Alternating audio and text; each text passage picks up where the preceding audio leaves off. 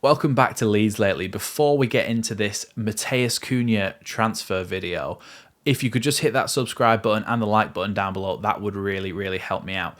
But today's video is about Matthias Cunha, who you've seen in the thumbnail and the title. And you'll have heard a little bit about him before because he was supposed to sign for Leeds about 2 years ago now, maybe even last summer. I think there was some rumours as well.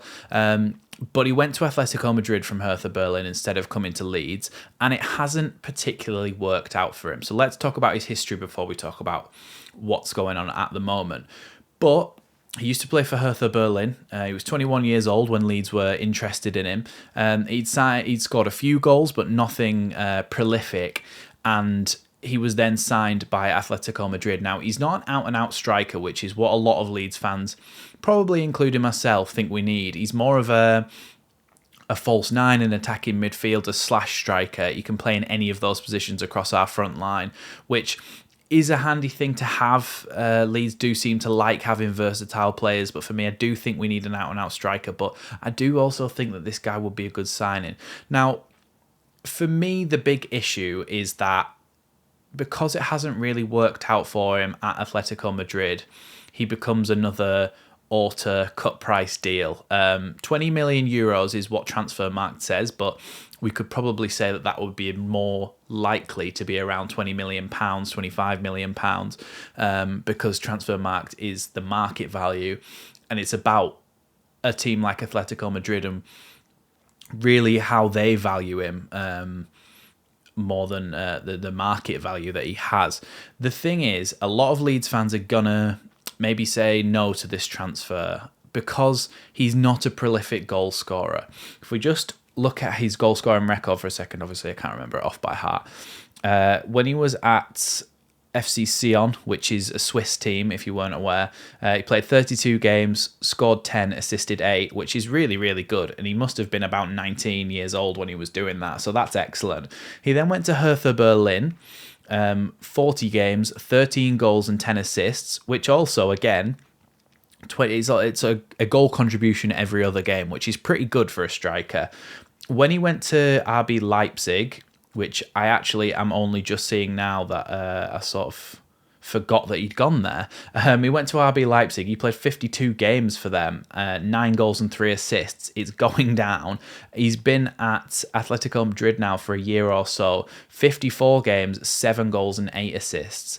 So he's not a prolific striker. He scores an okay amount of goals for his teams.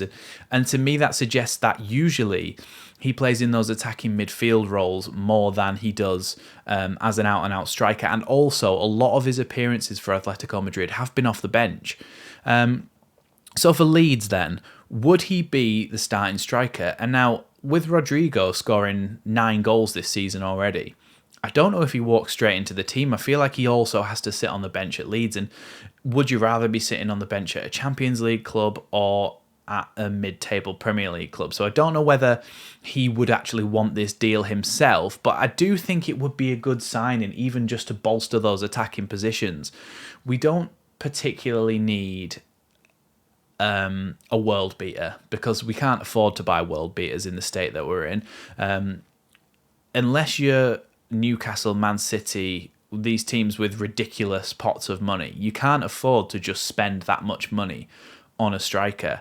And so 25 million, no, people will be saying that they were willing to spend 40 million on Gakpo, 35 on De Ketelaere, but look how De Ketelaere worked out. I mean, Gakpo, that is almost like a perfect example of why transfers are 50-50, because Gakpo has gone on to score a load of goals at the World Cup, score a load of goals in the Eredivisie for PSV, and De Ketelaere's gone to AC Milan and he's really, really struggling. So he's almost 50-50 when you sign players, and that's such a daunting prospect for a club to go in for, because they have to put up their hard cash to say we back this player.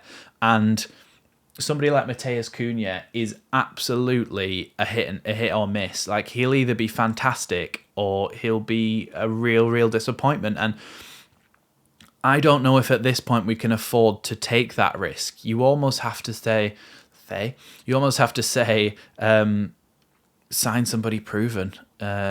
Which it sounds very old school, and it sounds like, oh, bring in Chris Wood, which I'm not advocating for, by the way. But Matthias Cunha, he's a good attacking player. He's a good attacking player, but I'm struggling to see whether I would actually want him at Leeds. And before this video, I was thinking, yeah, I would actually. But now I've kind of convinced myself that if we were in a better position and he was next summer's signing to add to the team, then yeah, go for it, because he strengthens us in those attacking positions. But for me, I don't think it's the right deal to do in January. Let me know what you think in the comments down below. I'm not convinced that Matthias Cunha is the right move to go for in January, even if I do say so myself, produce a rather nice thumbnail with him in it. I'm going to do a little bit of a weird thing in this video. We did it last year, actually, but this is why I've had a cardboard box on my desk the whole time. The membership packages have actually arrived, finally, halfway through the season, and I'm actually going to have a little look, and it's just a joke, really, because I pay a membership so that I can get tickets, not so that I can get a little package like this, but we're just going to have a look in it and see what is actually in there, because I don't think I've actually seen many people's of these. So we get a My Leeds scarf. Show that to the camera a little bit closer with a little emblazoned My Leeds on it. Scarf to take to the games. I mean, I don't know how warm it'll keep you because it's extremely thin. But let's put that on for this bit of the video. Mainly because I've got nowhere else to put it. Oh, yeah, I thought so. LUFC socks. I've still got my socks from last year's. I've still got my socks from last year's in my drawer, and I have worn them to a couple of games thinking they'd be lucky, but I'm pretty sure we lost those games. I'm just going to move this away from the mic so that I don't crinkle too much. Even though that probably sounds horrendous on your ears, so I do apologise. But I've actually got a press here button. Now, I'm not going to press it because I feel like it'll get my video copyright struck. But do you know what? I'll play it for a few seconds. So we've got Marching On Together socks. I'm going to have to chuck them out the room because otherwise I feel like I'm going to get copyright struck. That's it. That's it. I mean, on the inside of the box, if I just... Oh, I think you were supposed to open it the other way. On the inside of the box... Never thought you'd see me having a fight with a cardboard box in a video, did you? My Leeds adult membership.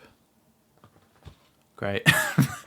Like I said, I didn't expect much because it's just a membership thing. I honestly would rather that they didn't send those out, to be honest, because I think it's a bit of a waste of everything, of materials, bad for the environment, sending out vans and stuff to deliver that. Obviously, it's not a Leeds van, it would be going anyway, but do you know what I mean? Extra deliveries, and it's just crap, really. It's usually just crap that just gets put in a cupboard and never used, so I would honestly rather that they didn't do that. I think it's probably a bit bad for the environment. Sorry to be a bit of a Debbie Downer, but that's how I feel about it. That is the Matthias Cunha and membership chat over.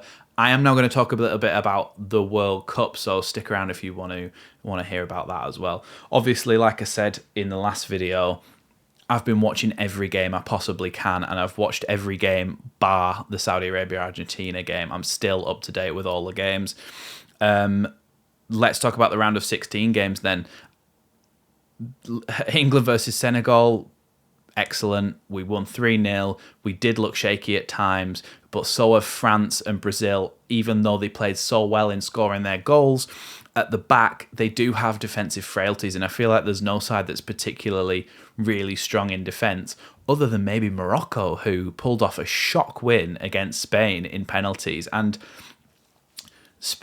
Luis Enrique said that the Spain squad had done 1,000 penalties each to make sure that there was no penalty kick heartbreak. And they all missed their penalties and they were awful.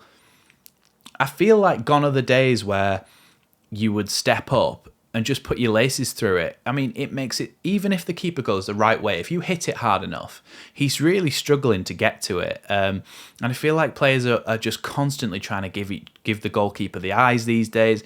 They're trying to make him sit down and then put it the opposite way, and it just doesn't really work. Well, it does. It works for somebody like Jorginho, but it doesn't work for all these other players who are trying these things, and it's just terrible. I've seen loads of penalties this World Cup, even in the normal games, which are penalties within the 90 minutes in the group stage. You see people just skipping up and then just hitting it like a wet leaf. It's awful. Just put your foot through it for a penalty. Yeah, so hopefully if we do go to penalties against France, which is probably our best hope, we just absolutely smash them in. I mean, Harry Kane usually puts his foot through them, so that's good. But for me, against France, we have to stop Mbappe, and I think we do that by denying him space. I think we do that by sitting quite deep, which a lot of people will be annoyed at if we do, and they'll say that why are we fearing France? But I think we have every right to fear them if we're just going to play a high line and let Mbappe get in behind us, because there's a chance that he does that. And if he does that, he scores. And we can't take that risk, especially in knockout football. So for me, we sit three at the back, Kyle Walker on the right-hand side of that, and his job, stop Mbappe. He's fast enough, and if he denies Mbappe's space by sitting a bit deeper, Mbappe can't do anything. I hate to say he's one-dimensional, because that's not really what I mean, but his best attribute is running in behind and scoring that way. He's not great at creating things for himself like a Messi would be when we're talking about these elite players. Messi spent his entire career playing against teams who have sat back and tried to defend, and he's learned by crafting it for years how to beat a low block. Mbappe is more of a pace merchant with excellent finishing on top as well. I feel like he's not suited to break down a low block as much as somebody like Messi would be. And so if we can cancel out the space in behind and then we can play on the counter-attack, we've got every chance of getting a goal against France. So I think we may draw the game on purpose, take it to extra time and penalties, and if we go through, we're going to go through on penalties. That's what I feel about this game. Obviously, we can check back in afterwards, and obviously also any more transfer news comes out, I'll make another video about that as well. So that's sort of a big roundup of everything football related really from me. I just wanted to get on here, talk about Matthias Cunha, memberships and all that sort of thing in the World Cup as well. So next time you see me, I'll have watched a few more World Cup games this weekend, and we'll have some more to talk about. Let me know any talking points you want to talk about in the comments below, and I'll do my best to reply. I might not be able to get to everyone, but I will try my best to reply to a lot of people. Yeah, so I'll see you next time on Leeds Lately. Thanks for watching. Subscribe if you're new, and like the video if you enjoyed it.